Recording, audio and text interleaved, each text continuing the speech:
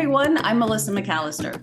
And I'm Dr. Lauren Fitzgerald, and you're listening to The Made Fitz Show. So for years, we have dedicated ourselves to giving others the tools to feel their absolute best through the power of health, fitness, and nutrition coaching, as well as both Western and functional medicine. Each week on The Made Fitz Show, we're going to talk about everything from health trends, nutrition, topics like HRT and medical weight loss, self-care, wellness hacks, different workouts, fasting, our favorite recipes, and more. We promise that The Made Fitz Show will be educational, entertaining, but most importantly, worth listening to each week. Now, with small, dedicated changes, you can live a healthier, more heart-filled life. We're excited to show you it's possible with the right strategies that are simple to adopt. We are a certified nutritionist and a board-certified medical doctor who have a combination of over 50 years in the health and fitness world and are passionate about empowering others to take the leap and live their healthiest, happiest lives by using the tools we give in this podcast. Hello, everybody. Welcome to the Made Fitz podcast. I tell you, I am still hesitant when I say that because I swear my last podcast I did, still said the Melissa Made Show. So if I did, ignore me, and I'm sorry, Lauren. I'm still getting used to it, but loving the partnership. Today we have a really cool guest, and Lauren wasn't able to make it, but I get the opportunity to interview him, and he's got something we've never talked about before. So this is a different spin, and I'm really excited to pick his brain because I think this is going to be really eye-opening. And in the world today of supplements and nutrition, and you guys have heard me talk about human growth hormone and protein and the world of performance. I think this is going to be a great episode for all things that. So let me go ahead and give him a great introduction. We're going to get started. So today on our podcast, we're thrilled to welcome Dustin Baker, a trailblazing entrepreneur who is redefining health and fitness landscape. As the driving force behind bioprotein technology, Dustin has dedicated over a decade to the pursuit of natural wellness, transforming his company into an innovation powerhouse in the process. His work, deeply rooted in a passion for optimizing human health, spans collaborations with elite athletes, renowned physicians, and international security and military experts, aiming to unlock the full potential of both body and mind. Dustin's innovational spirit has led to the creation of a groundbreaking alternative to synthetic hormone treatments. Did that get your attention? Offering a new pathway to vitality and longevity for those seeking safe and effective solutions. With a commitment to enhancing human performance and well-being without sacrificing safety. Very important. His contributions have not only revolutionized the industry, but also improved the lives of many. So join us as we deep dive into the mind of a man whose mission is to empower peak performance through unparalleled innovation. So welcome, Dustin Baker. How are you? I mean, I'm the bio way over the top. I know. Every time I hear like the bio and stuff, I do a lot of interviews. It's, I'm just, the same kid I was a long time ago, but I hear that stuff and it's like, man, this is wild. But you're like, who are you talking to? Yeah, it's always insane to me, but yeah, it's been a fun and exciting ride thus far. And I don't even think we've really even, dare I say, get started yet. So we're excited. Okay, so just off topic, but last weekend, I spent the weekend with Brendan Burchard. I don't know if you know who he is. And he talked about the kind of the lineage of success. And it started off with just having an interest in something. And then he went all the way up to actually having success and the pathway that goes through that. And first you have interest, and then it turns into a passion. Then you start to have momentum. Then it turns into mentoring, and then pretty much success. But he says the sweet spot of going from having an interest to complete success is in the momentum phase. And that's what you just said is, you just really feel like you guys are like catching on. And so I hope you're having a great time building this business because that's the fun part. Well, I have one business partner, and he and we talk all the time, clearly. And I actually said to him this morning, we have our fun little, morning talks that last like an hour, and we talk about exciting stuff and what we're doing and blah, blah, blah. Anyway, I actually said to him, I'm like, they always say when you're in a good position or something, when you wake up and you're excited for it. Now, I will tell you that the key word in that bio was entrepreneur, and that's really all I am. I'm an opportunist, and I've had a lot more failures than this success, right? They kind Yeah. of lead up to that. And it takes a long time to get to that. Maybe not that long. I don't know. It's several years, but it takes some time to actually get to the point where you actually wake up and are really excited. I mean, I do set an alarm, but I'm in a really good spot in life right now where I don't have to, I kind of just wake up naturally. And today I woke up naturally at 5:43, and I couldn't wait to get to my computer today to just see what happened yesterday and over the weekend and fun stuff. So I'm a super, super lucky guy. And he's not the gentleman you were speaking about. I'm not familiar, but he was not wrong. The momentum phase Yeah. is very exciting, fun stuff. It does make sitting down at a computer talking to you, or not that I wouldn't otherwise, but it does make it fun and exciting to be a part of it. And Yeah. it's a good time right now. No, I totally agree. I totally agree. And even furthermore, before we get into exactly who you are and what you do, he went further on to say that if you've reached success, which obviously you have, I've reached success as well. If you ever go to reach success again, like, maybe you've done great financially, you've changed a lot of lives, and you just kind of sit back on your laurels for a while, and then you're like, I miss that. I miss that energy. I miss the passion. I miss the helping other people. And you go back into doing that again. He says it's never easy the second time. He says it's just as challenging as it is the first time. And he says a lot of times in that growth phase, you have bad days, you have bad moments, you have setbacks. He says you really don't remember them. You just remember the passion part of it, the momentum, the mastery that comes with it. And he says, so if, like myself, I feel like I'm at a precipice where I've built a lot of success, and I've kind of just came down a little bit, and now I'm itching again, because I just love that feeling that you're explaining right now. I mean, I just think that's so important in life, and so many people don't. I heard a quote. I'm just all over the place this morning, but I heard a quote this morning about you're not successful. Successful people don't keep their hands in their pocket. I'm totally mutilating that, but that's kind of what it meant. And so I can get my hands out of my pocket, Dustin, and I need to go for that success again, knowing that there's going to be bumps in the road and all that, but it's always worth it in the end. I would agree with you.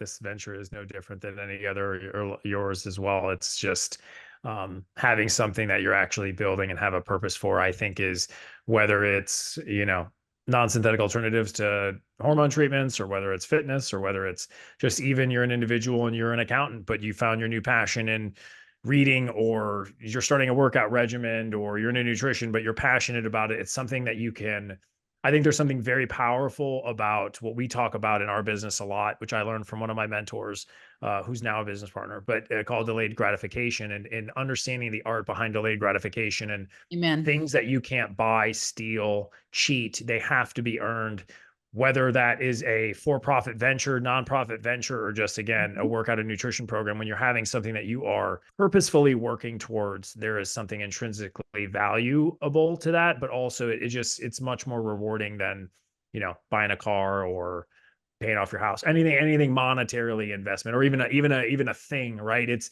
an intangible asset that is incredibly valuable. So whatever that is, whether it's business or something of a personal goal you're attaining, I think that itch is very valuable.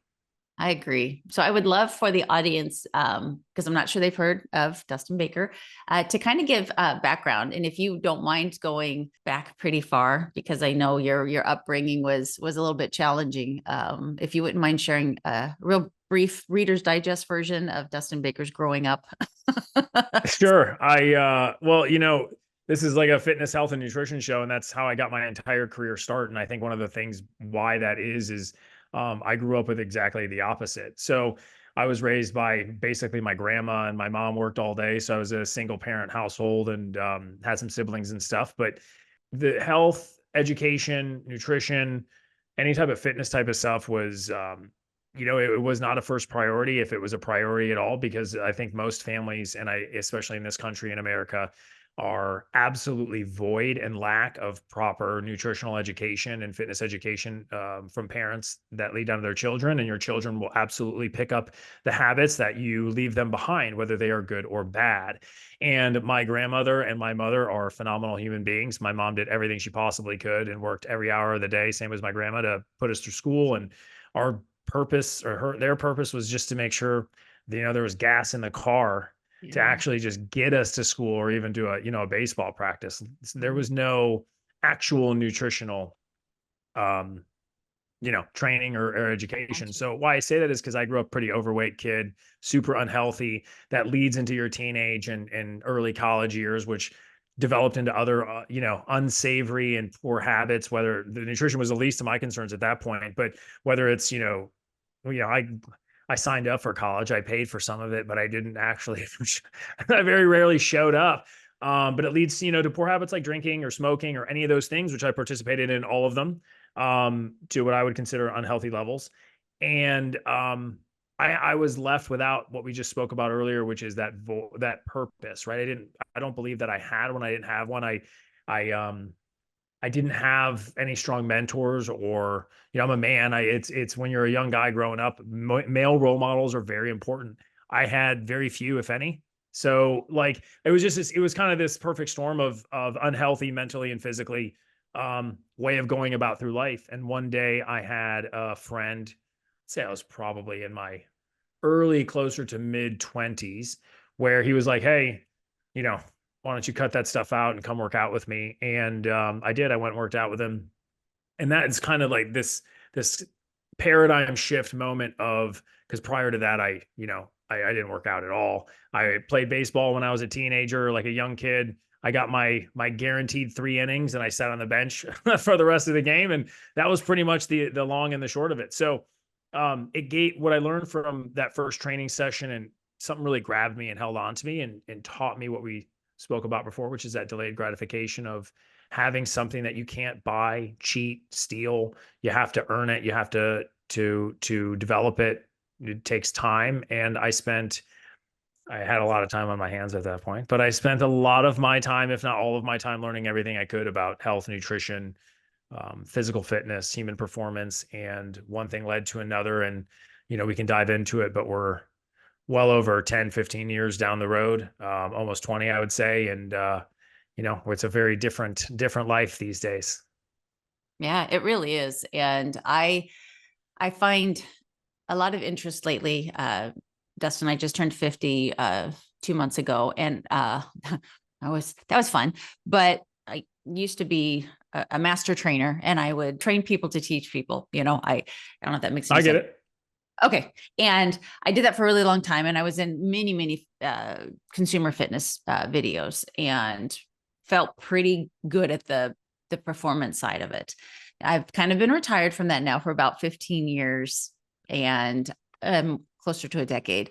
So I'm so interested in hearing when you talk about human performance, because I feel like that is something I've been lacking for a long time. And I know a lot of us women, and I'm saying this because I know I'm speaking for my audience. We're busy, and we're being told to get our steps in, which, I'm adamant about that with my clients. And we're told to do the strength training because it's so important. And strength training is so big right now.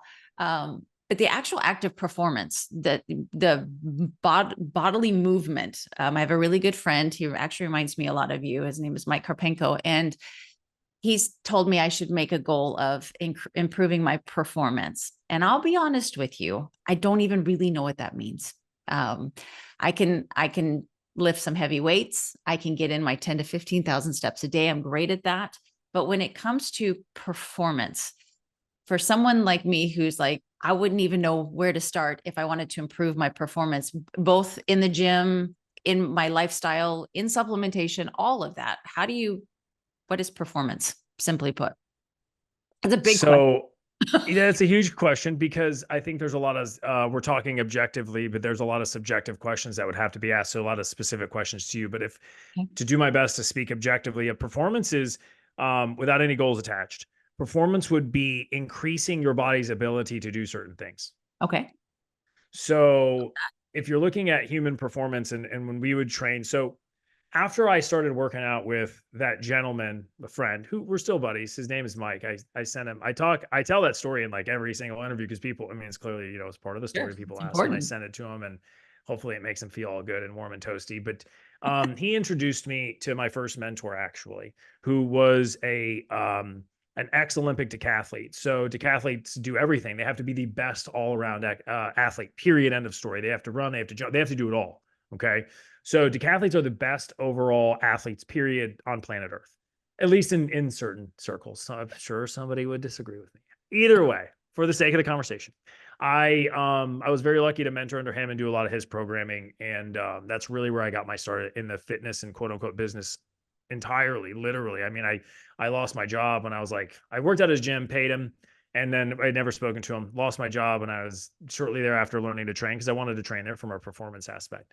Sure. And I just straight up told him, oh, his name's Joe. And I was like, hey, Joe, I can't pay you. I have no money. And I'm willing to take out your garbage and clean your toilets if you just let me work out here. And that's how that started. And 1 month he gave me $250 after working for him for a while. I was like, oh, cool. People will pay you to do this. And that's literally how my entire career started, from, you know, gyms, et cetera, and all kinds of stuff that I've been involved in. Anyway, performance is increasing your body's ability to actually perform certain tasks, right, over time. So if you're a runner or a sprinter, you have a specific time that you're going to have to beat. As you increase or decrease that time, you're increasing your human ability, your performance thereof.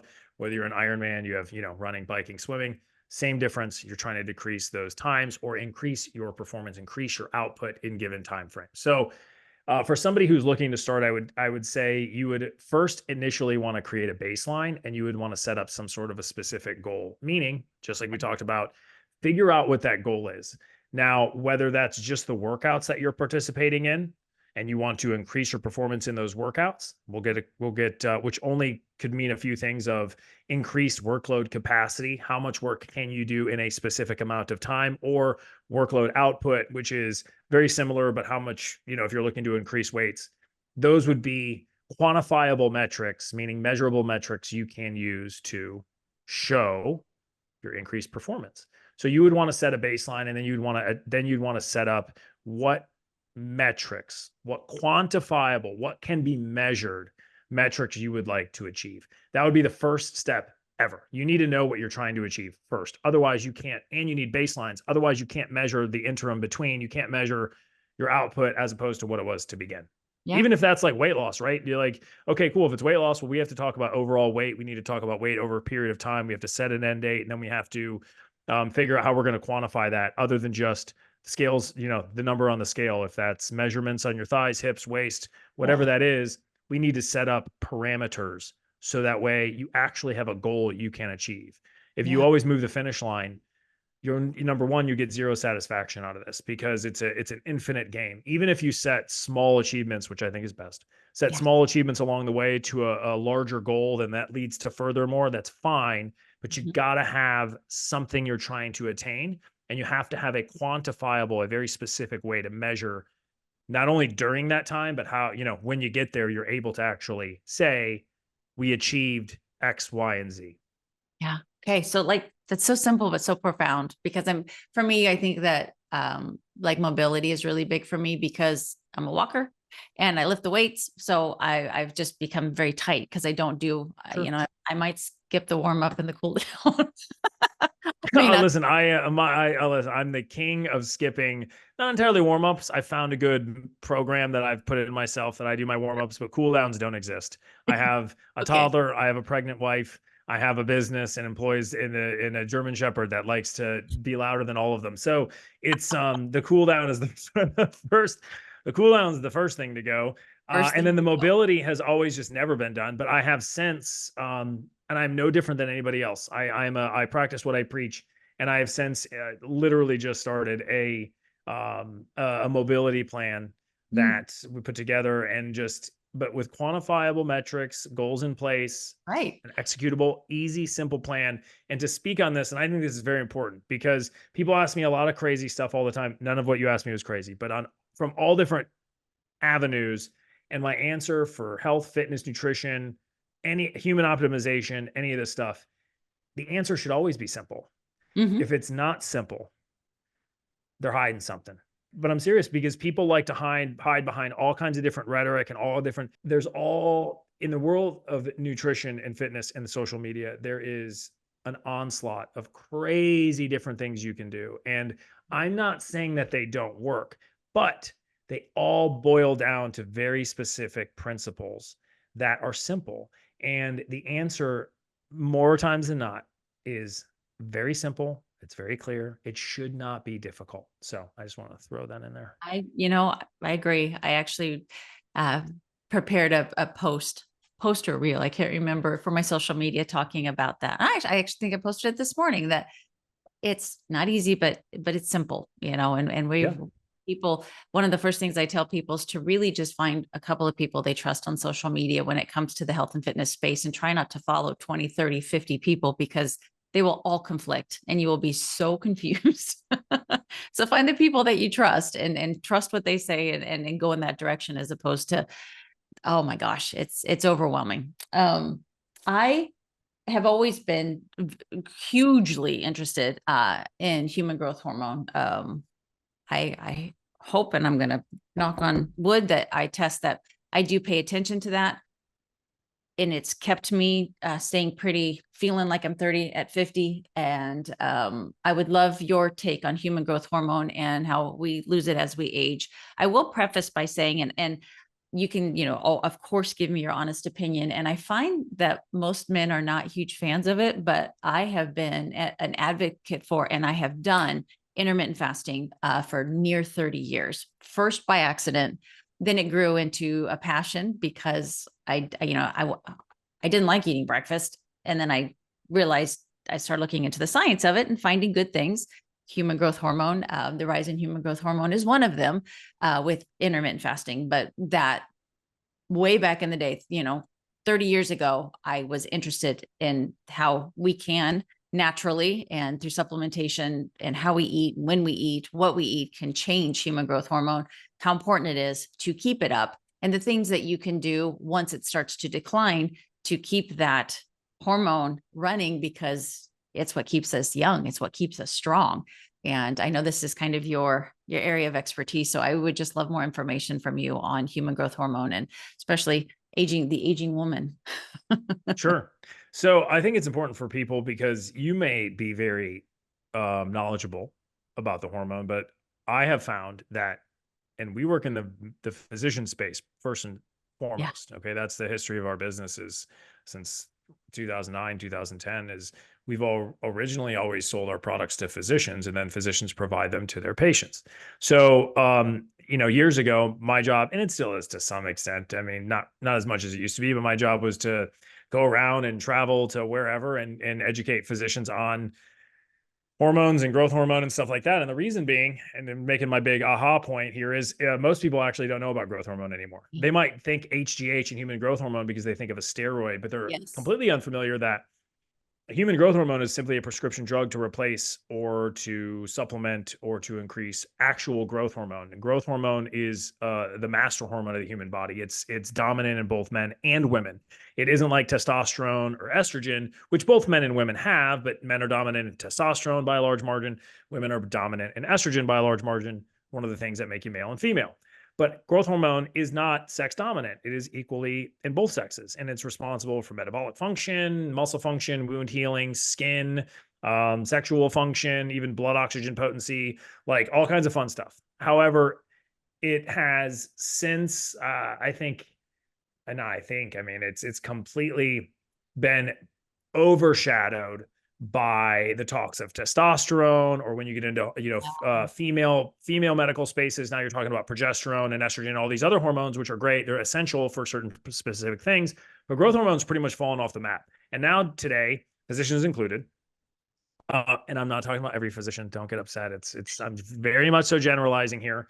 I still I get some emails, but, the growth hormone has really kind of dropped off the map. And I have my own personal industry experience of why I believe that is the case. There's several reasons, again, personal opinion, but it's data backed and it just kind of makes sense. But is that growth hormone from so growth hormone from a prescription perspective has been highly regulated now, and it's no longer allowed to be in many areas and states prescribed for anti-aging and athletic and aesthetic purposes, which I'm sure we'll talk about here in a second.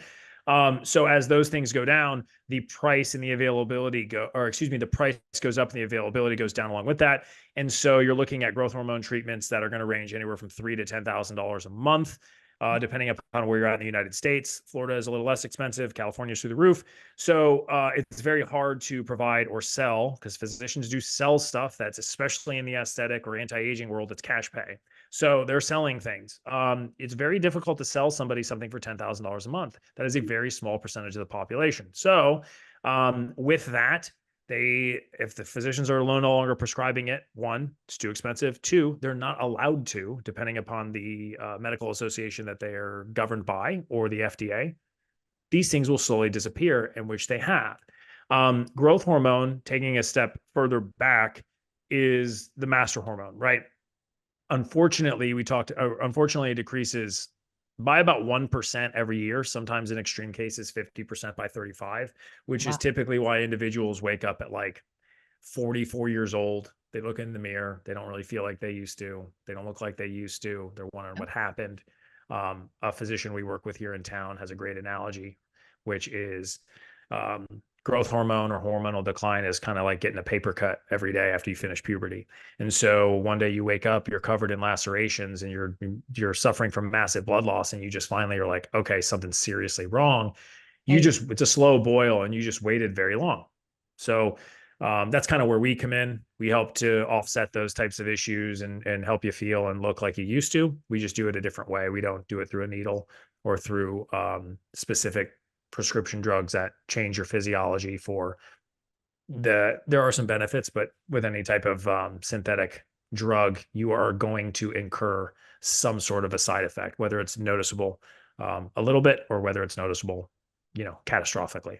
Yeah. Okay. So you've so piqued my interest. How have you come into this space, without prescription and non-synthetic? Can you explain to me more in detail? Yeah, 100%. So in 1968, they came out with the prescription growth hormone, a hormone replacement. Okay. So they came out with this drug, which is commonly known as HGH, human growth hormone, to treat human growth hormone deficiency syndrome, which is for children. So children can be born without the ability for their pituitary gland to actually create growth hormone. So growth hormones created in the pituitary gland. It gets sent to the liver, it gets converted into growth factors. Growth factors are cell signals that tell the body what to do. We'll talk about that shortly. But children can be born with a very the inability to create this hormone appropriately, or a very stunted amount, right? So they literally cannot grow. Their bones don't grow. It's very sad, to be honest. It's a pretty awful syndrome. It's very uncommon these days, but it does happen. So anyway, in 1968, they started creating this drug. It was popular. They used to suck it out of dead bodies. It was created out of cadavers, right? So not exactly the easiest way to create a drug. It's not, it's not widely available. So they started creating it, and they found a way to do it from recombinant DNA, which means they just make it in a petri dish and bacteria spits this stuff out, which is what it is today. Very popular. This movement was actually quite popular in the late 60s. The growth hormone space, et cetera. It was used by Olympic teams like the Chinese, the Russians, all kinds of fun stuff. So it's got a great history. Mm-hmm. Anyway, that prescription alternative started to be used what's considered off-label, which means, and this is very common and very pertinent to the discussion regarding peptides today, but what happens is you get drugs that work very well. They are shown to work well in other avenues that they were not originally created for.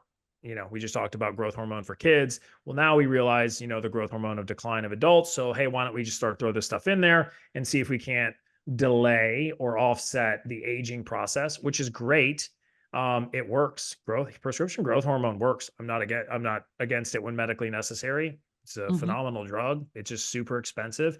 And it is common, it's not uncommon, to have some sort of a negative side effect. Some of those side effects are like carpal tunnel syndrome. People don't know this, but carpal tunnel syndrome can be brought on by prescription growth hormone use.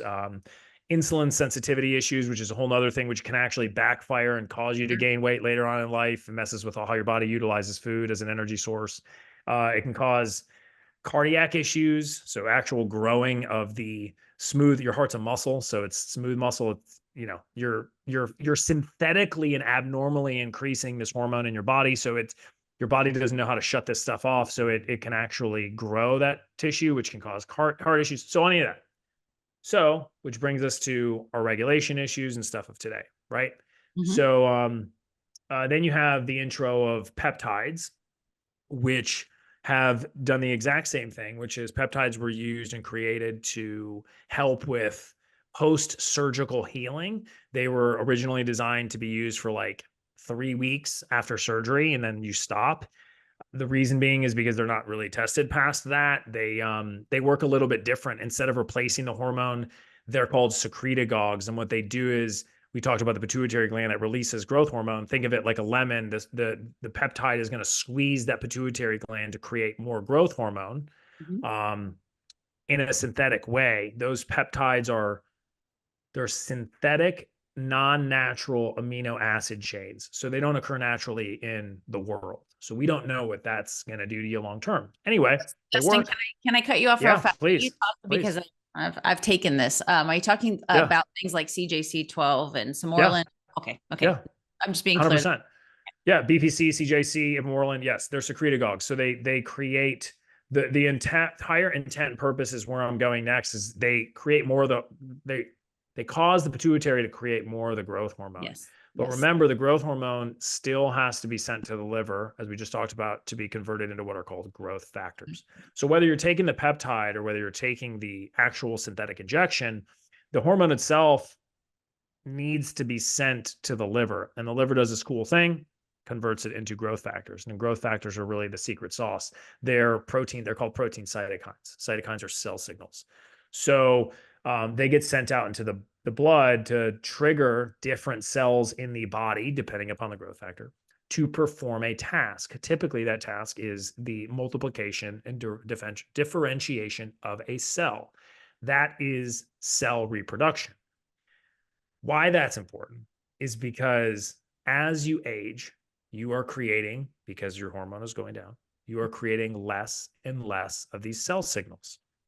Now, if you're creating less cell signals that trigger cells to multiply, your cells die off every second of the day. Your cells are dying. You have billions and billions and billions, right? So if you're creating less of the cell signals that signal other cells to multiply, the rate of death of those cells outweighs the rate of new cell multiplication, which is literally aging and dying. So the reason why your skin sags, and this is always a fun one because it's aesthetic and I can see it in the camera when I'm looking at you, like we're looking at each other because I can see my skin. The cells, the collagen cells in your skin are dying off faster than they're being triggered to multiply. So the elastin, the collagen in your skin is depleting naturally. That's aging. So if you increase the cell signals, the growth factors, you will increase the multiplication and differentiation of different cells in the body, whether that's collagen cells, whether that's the muscle cells in your muscle tissue, which actually helps the repair of muscle after workouts, or whether it's wounds, like open wounds in your skin or internally. Those are cells being triggered to then heal those areas. So where we come in is, instead of replacing a hormone, which once you do that and you start replacing a hormone with a synthetic drug, it shuts off your body's natural production. It's called negative feedback loop. We don't want to do that. That causes all kinds of other problems. And without squeezing and manipulating the glandular function, which is what peptides do, again, we don't want to do that. We don't want to mess with any of your natural physiology in that respect. Why not just take the end result cell signals, which are literally technically just proteins, right? They're protein cytokines, they're complex amino acid chains that trigger cellular change, which is what the hormones and the peptides are trying to do anyway. Yeah. Why not just replace those and not mess with any of your physiology? Why not? That's all that we do. Remember, simple. All we're doing is giving you protein cytokines. We're giving you a protein chain that is going to signal the cellular change in your body. And we do it non-synthetically, what's considered bioidentical. It's molecularly identical to what your body produces. So there's no negative impact, because anything your body doesn't use, it just excretes, just like it would naturally. Fantastic. Thank you. I totally geeked out. I hope so, because I kind of blacked out there for a minute. I just I just let it go, and it's like, hey, Well, but now we're here. I have to tell you guys before I pushed record, he was very humble. You made it sound like you may not be, an expert, but you absolutely are. And I appreciate that very simple but thorough explanation of human growth hormone.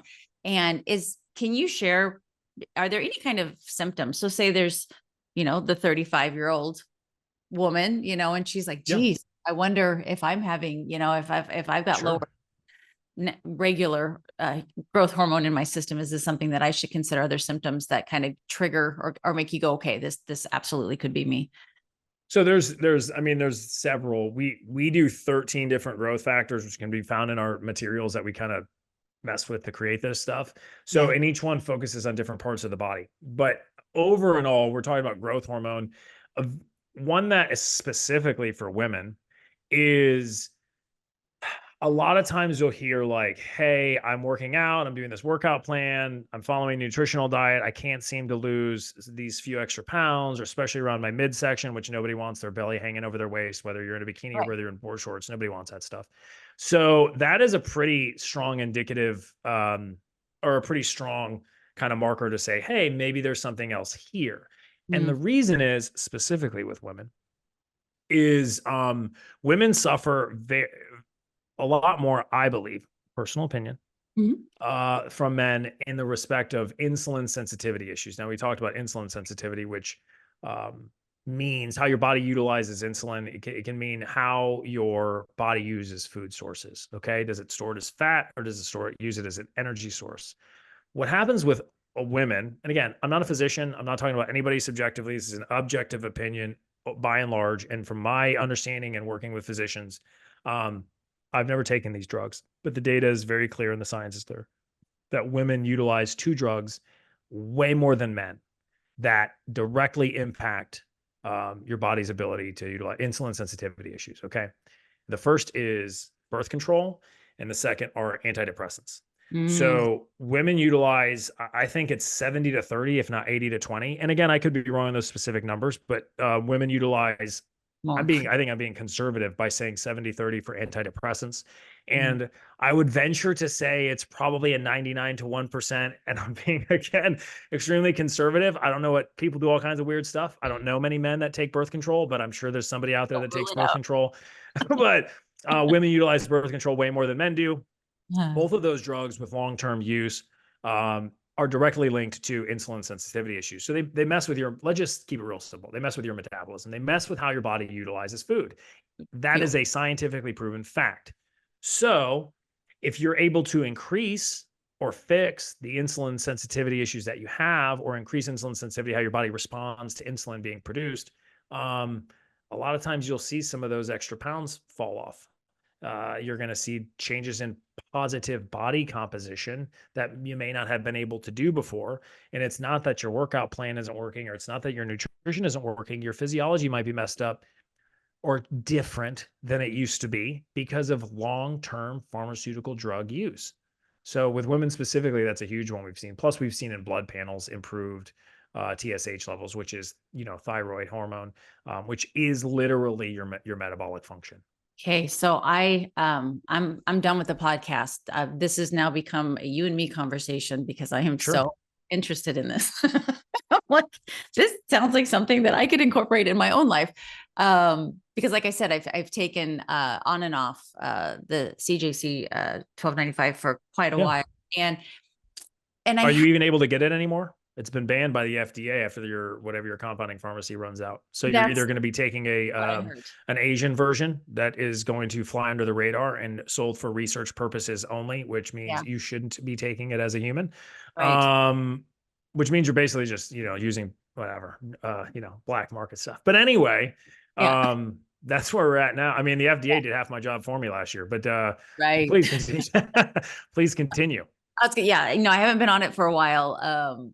But it was, it was a journey and I feel like, I do feel like there was a difference in my muscle building ability while I was on it. And I have a friend that was actually on way back. I mean, this is, gosh, probably 10, 15 years ago, was actually on human growth hormone to build muscle, but had a scare of skin cancer and kind of thought, oh my gosh, because isn't there a link to an increase? Because I mean, growth, it makes cells grow. And so if you've got the bad cells, then you actually taking the growth hormone, and maybe you can touch on this too, even when you do increase your own natural growth hormone, which doesn't sound like that's what you guys do. You skip that step, but anything that does that gives you the risk of increasing your chance of obviously certain kinds of problems, and cancer being one of them, because cancer cells,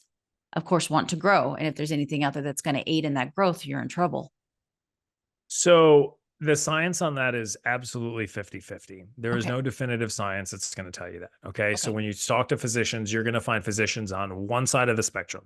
Always. They're either going to be completely agreeing with everything you just said, or they're going to completely disagree with what you're going to say.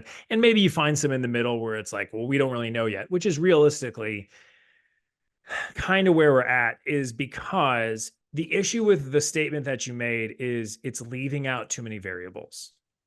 And so you're missing so many parts of the equation, because I could, and I'm doing this just to be devil's advocate, I could say, well, there are studies that absolutely show that individuals, the study was for men, and it focused on PSA score, which is prostate specific antigen score, which means, are you going to get prostate cancer? Okay. Yeah. The higher the score, the better, the worse it is. Anyway, that you could directly relink low IGF-1 numbers. IGF-1, insulin-like growth factor 1, is how you measure growth hormone. Okay. You don't take a blood test, which, by the way, you have to ask for IGF-1 these days. It's not going to be on a normal blood panel. You have to ask your doctor for it. Okay. It's not, this is what I'm talking about. Everything is kind of shifted in the medical space. They forget about it. It's not even included. You have to get a specific test for it. You have to ask for it, which is great. I recommend that you do. IGF-1, that down. IGF-1, correct. It's the metabolite. And what you said earlier about spurring and creating growth hormone is a pulsating hormone. Okay. It doesn't just get spurred at specific times. Now, I will tell you that 70 to 90% of it typically is spurred during sleep cycles, which is a whole nother conversation. Happy to have it. Sleep is probably the most underutilized tool in human beings, period, especially in America. Amen. Anyway, the IGF-1 is how you test for it. You can't even just test for growth hormone. It's pulsating. So you have to test for its metabolite. IGF-1, guess what? Insulin-like growth factor. Number one, you're testing for what we do.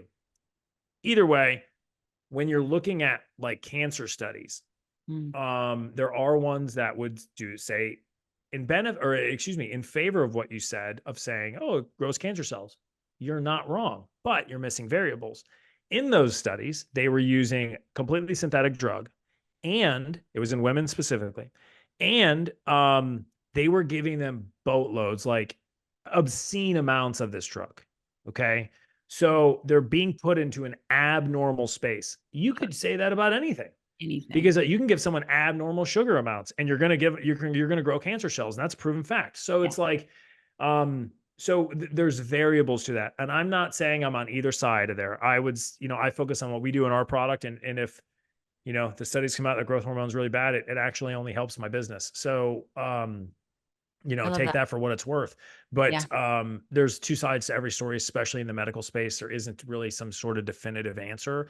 And that's why studies exist, and why variables are important. That's why they do different variables between different studies, is because the variables make or break studies. That's the entire, intent and purpose. So, yes, there's two sides to that.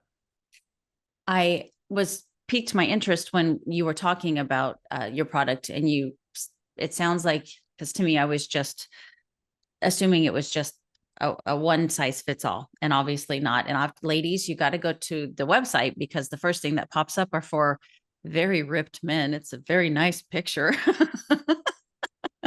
That very eye catching. But I see you have different kinds for different things. I think that's so cool. Obviously one that's more for sleep, right? Yes. That helps with sleep. And then, the bones, your bone health and cognitive function. So I think that's really cool. So, this is a lot of science, and this is a lot of lab work. And I'm super impressed with it. So can you kind of share just briefly why you have the different ones. If it's just signaling growth hormone, why would you So yeah, need? there's different products. We focus our bread and butter is BiPro Plus, and that's the growth hormone alternative. That's the growth factor formula that we sell all over the world. And you take it because you're interested in everything we just talked about, and you're not interested in taking it through a needle or messing with your actual natural physiology or Dustin, changing your endocrine system. I'm gonna cut you off again. I'm so sorry. Can you, if it's not a needle, what is it? Just real fast, so they have. So you take it sublingually. So what we do is the formula is made, it's a liquid formulation. It comes in a little vial. You take one vial every day. You pour it under, you shake it up, you activate it, you pour it under your tongue. And the reason why is because the tissue in your mouth, it's called the mucosal lining. The tissue in your mouth it's actually very similar tissue that's, part of your rectum is made of, and in other parts of your body. It's incredibly porous to absorb nutrients and things directly into your bloodstream. Yeah. We don't believe in needles. I'm not a needle guy. That's our entire, position. So what we do is in our formula, we utilize very specific ingredients that express the blood vessels in that mucosal lining in your mouth. So you let it sit. It's pretty intense. You're going to feel it happening. That's typically people aren't ready for it. They're like, is everything okay? Yes, everything is fine. The intensity goes away around like a week or two into it. But it is intense, and it has to be. So you absorb as much as you can of the material into the mucosal lining of your mouth. There's some liquid left over. You swallow it, and you're all good. Okay, that's really cool. Okay, so continue on about the BiPro Plus being the growth. Oh yeah, so the BiPro Plus is literally just the alternative to growth hormone. We do make a sleep product that is, like we just talked about. I think sleep is the most underutilized tool in whether it's a weight loss journey, human performance, any of that stuff. Sleep is the most underutilized tool. It's typically, for the most part, it's free. Right. But you have two specific sleep cycles that we're attacking in sleep. You can be unconscious. So people drink and take sleeping pills and they're rendered unconscious. That's fine. But you're not necessarily, there's a reason why you feel hungover in the morning. Yeah. It isn't always just the alcohol. It's also complete sleep deprivation. You're unconscious, but you're not sleeping. And the reason why is you have two very specific important sleep cycles in your body. You have SWS, slow wave sleep, and you have REM sleep. Okay. They're your deep sleep cycles. They're where your body's repairing itself, where it's secreting the majority of all of its hormones. And so if you're in an inadequate amount of time in those sleep cycles, you are absolutely inhibiting your body's ability to do all kinds of fun stuff, whether it's repair from workouts, metabolic function, sexual function, all of those things. So a lot of people don't even realize, they've never even tracked their sleep. They're spending like 15 minutes in each sleep cycle, where you should be spending over an hour. If you can get 90 minutes in each sleep cycle, that's phenomenal. So what we do is we've created a product that literally it'll work the first night you take it. Absolutely quantifiable. You can measure the differences with any type of fun device you want to wear, whether that's a Whoop or an Oura ring, whatever your specialty is. And you can measure those things. You can measure those things very quickly. And you can, pretty much increase your sleeping time, even though you're not actually increasing the total time sleeping. You're increasing the actual time sleeping. So we like to say it's like getting 8 hours of sleep in 6. And we attack hormone function that way. We also produce a vitamin D formula, which is, we sell expensive products. I'm fine saying that, but vitamin D is really cheap and inexpensive. It's, including with the one we like, price wise, it's cheap. It is the cheapest, best bang for your buck of anything you could probably buy. Vitamin D is not even really considered a vitamin. It's considered a steroidal hormone, and it's the basis for function of all different types of other hormone functions like testosterone and all kinds of fun stuff. So if you're vitamin D deficient, which I think like past the month of September, everyone north of the Tennessee's southern border is like 78% deficient or something like that in the United States. So just because of lack of sun exposure or your body's ability to convert different types of vitamin D and different supplements and stuff into actual usable vitamin D. But we do that stuff too. Yeah, I'm looking at the sleep one, and it's got impressive ingredients for sure. And I spent the whole weekend just doing one-on-one calls with a lot of my clients, and sleep was up there as, one of the number one things that the first to tell me that's. I'm not trying to pitch you any products or sell you anything right now, but I'm telling you, the sleep stuff is a game changer. That's the one we always tell people, like, listen, we sell a ton of BiPro. We sell all over the world. I mean, we had orders from France this morning. Like it's all over it's fun. That's kind of the whole thing of why we got into this. But The sleep product is, by and large, we get people who come back and they're just like, whoa, like I didn't really expect that to work that way. Like it's a complete total game changer. And I think it's more importantly because it works so fast. And people are like, okay, this worked like tonight. So I'm sold. Yeah. And so I see it's the same. It's 20 vials. So it's 28 vials. Yep. 4 weeks. Do it the same way as. Yep. Okay. You just take it before bed instead of in the morning. We recommend you not taking the sleep product in the morning. And I say that because it happens more time than you would. It happens quite often, actually. Yeah. Which, I just found too, and I never had really taken much, and maybe you can tell me if what I learned or read was bogus with the vitamin D, but it's better to take vitamin D in the morning and not in the evening. It depends the delivery mechanism of the vitamin D. For instance, I'm going to tell you that it doesn't matter if it's morning or night, but I would tell you that now we package ours in certain fats, and that's the purpose, is because fat's the delivery system, but you would want to take it with food, specifically fats. So if you take it in the morning, take it with your eggs. Yeah. Fantastic. I'm going to, Dustin, I always, my audience knows this. They're probably ready to recite it for me, but I am the world's best sleeper. Hello, my name is Melissa. And I always joke that they should do sleep studies on me because I'm and I always have been. Then you're no good for sleep studies if you sleep really well. That is the exact opposite. Well, they can learn from me. That's what I'm saying. Is they can learn from me. But my husband, on the other hand, is the complete opposite. And we've tried the full gambit, everything. And so I am without a shadow of a doubt going to give that a try for him. And I will report back to you. You should. He's a stubborn one, but I have learned so much, and I am, I don't think I've ever said this on a podcast, but and I know this wasn't about the product. You guys have to understand when he got on, he goes, I'm not here to pitch my product, but you actually did. I am very, very interested in this and would like to try this for both Mick and I. So I appreciate the education that came with this. And I did hear that, these peptides were, I remember my good friend and rep told me, he says, they're going away. Do you want any? And at the time I had been off of them a while and I didn't want any more, but they are gone now, I hear.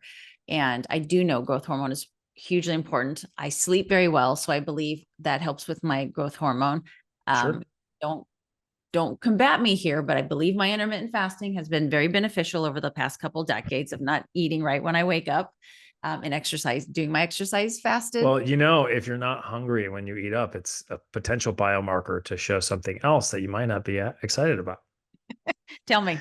That typically, and I think humans are all very similar, but different people have different things. I don't know how you live there. Remember, variables are important, and how people live their lives differently, or when they eat, things, they're details and they matter and they change things. However, not being hungry in the morning is typically indicative of too high of elevated cortisol levels. So what happens is cortisol blunts and stops pretty much every other good process that you have. It's a flight or flight hormone. And though it is necessary when you wake up, it's what gets you up and ready and alert. Yes. Elevated levels for too long, whatever that time might be for that subjective individual, causes your other hormones to not secrete. We'll talk men, we'll take you out of it, but men should have a higher level of testosterone in the morning. And that's why dudes do really well when they, morning workouts, or why even from a business perspective, they say do a lot of your most important work right when you get out, like as soon as you get out of bed, whatever that is, because it can help with concentration, stuff like that. And if you have too high of cortisol levels, well, that's going to blunt your body's ability to create that testosterone. So it's not being hungry in the morning. It's just something you might want to look into. Just saying. No, absolutely. And I've also, in all of my studies and research and education as well, that even, having screwed up hydrochloric acid, having subpar hydrochloric acid is also a symptom of when you're not hungry. It's because of that. Your body's like telling you, I really don't want to eat because I'm not going to break it down anyway. So totally get that. And I do believe, so again, I did a post not long ago about fasting, and it has worked beautifully for me for 30 years. I am probably the least stressed person you've ever met in your life. I think my cortisol is good.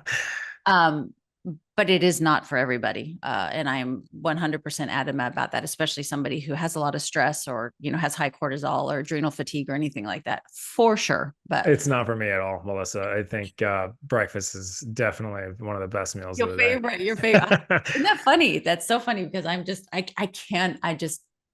don't know. You haven't had the right breakfast yet. I mean, it's, really? Come on.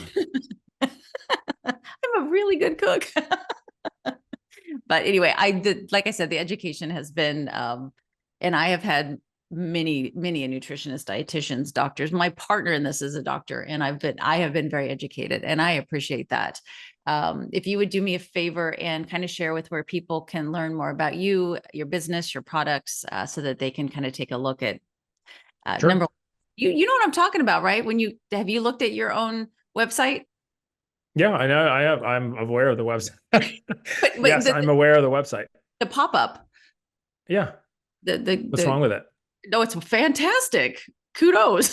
that pop-up has actually that we test all different kinds of images. Yeah. And that image has by and large worked better than any other. I make this joke all the time. I literally do. I say this with my marketing team and everything. It's like, we didn't talk a ton about like my history in business and everything, but it's really insane and so hilarious to know that I've made pretty much anything successful in my life in business has revolved around shirtless dudes. I don't know why. It's just what God has chosen for me, and I make my money off of shirtless men, and it is what it is. But if you think about it, it's smart because a man's going to click on this and be like, I want to look like that dude. And a woman's going to click. There's tons of reasoning behind this. And a lot of it is exactly that there's an aspirational aspect to it, but the way that men and women make purchasing decisions are very different. And you can, there's ways to funnel them to do the same thing using the same material, but that's, a whole nother podcast and conversation. Yes. I just want to thank you for it because it was great. So carry on, share how people can. Yeah. Well, you can see more of those dudes on our social media if you want. They're great. But, we're like every other business on earth. Well, I don't know about on earth, but we have a website. We got social media presence. You can find us on both. I think the social media is a lot of fun because we don't do hard pitches and hard sales tactics. I can't stand that stuff. We like to share user-generated content. We work with athletes and normal dudes and women. I mean, everybody from female nurse practitioners to, endocrinologists to the world's best combat sports athletes. They're all on there. You can see some of it on the website as well, but the tags are both the same. So if you're on Instagram, go check us out. It's BioProtein Tech. So at BIOPROTEINTECH at BioProtein Tech. Website is literally the exact same, bioproteintech.com, BIOPROTEINTECH.com. So when I first got your media kit and I saw BioProtein, I instantly thought protein powder. Sure. Where did the name come from? Protein cytokines.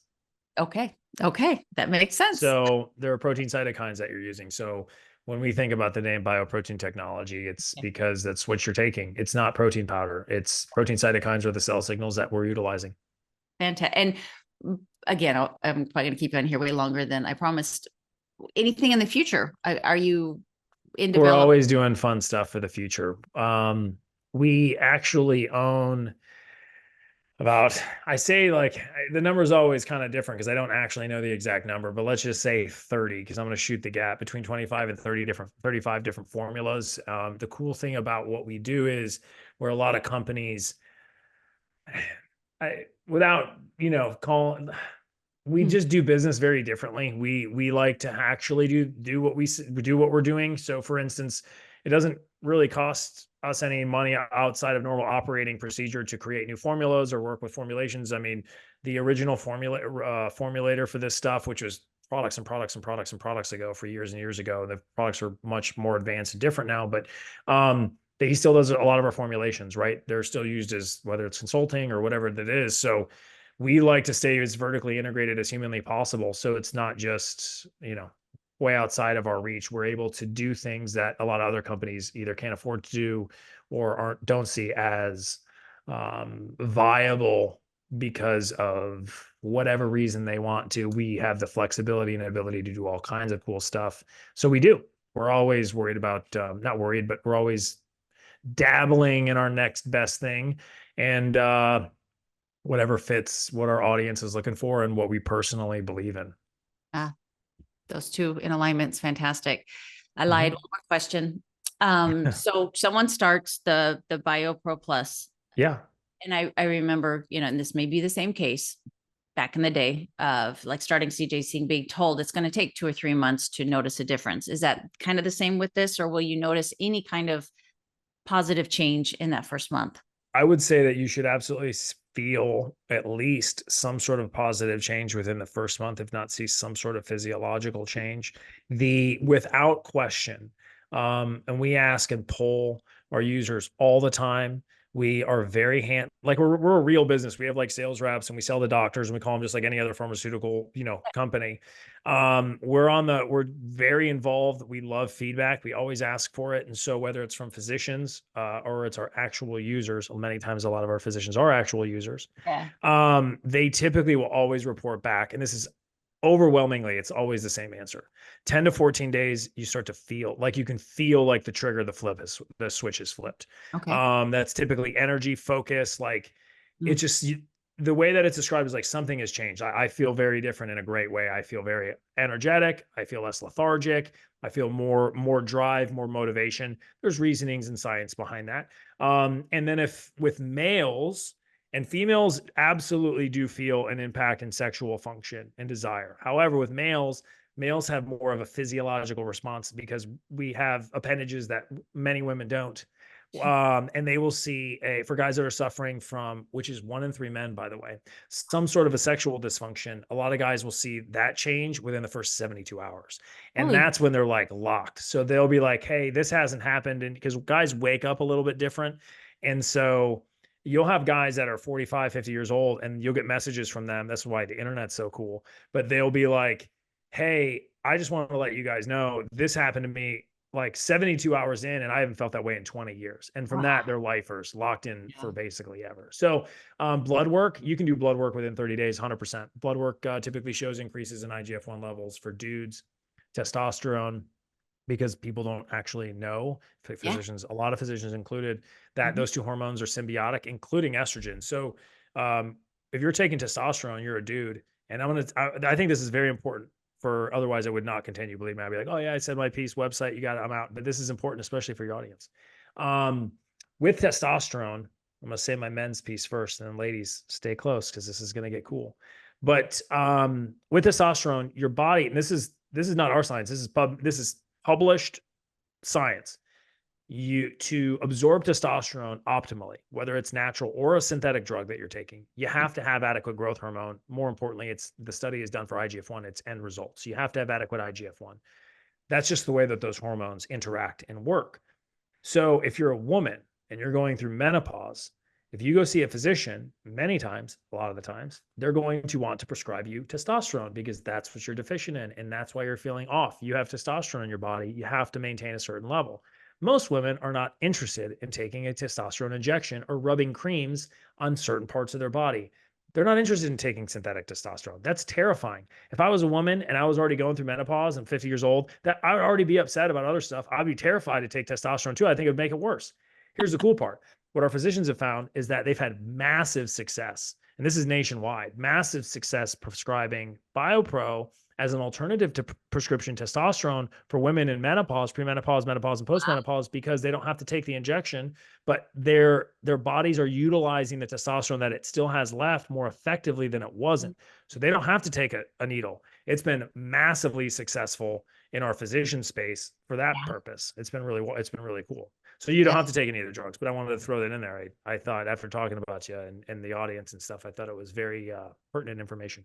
Oh, absolutely. I mean, that's maybe it's because I'm in that era of life, but that's such wildfire right now is perimenopause and menopause. And make sure you use that as your real cut. We waited to the end of the show to do this, but you should definitely put that at the front, being like, hey, if you're listening, you're not going to want to miss the last 3 minutes of the show. Yeah. Oh, absolutely. That will be one of them for sure. Dustin, I really, really enjoyed talking to you. This was a great conversation. I'm glad we connected. I'm usually leaving a podcast going, yep, that was great for my audience, but this was not only great for my audience, it was great for me. And I learned a lot, and I'm very excited to be a part of the BiPro Plus.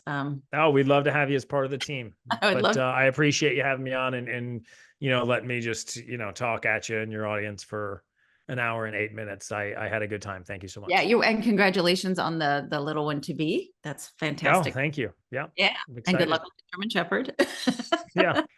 He's not happy about the kids popping out of nowhere, but he'll get over it. He'll be fine. All right, you guys, thank you so much for joining us today. And as always, I hope you wake up feeling prepared and that you go to bed feeling proud. Have a great day.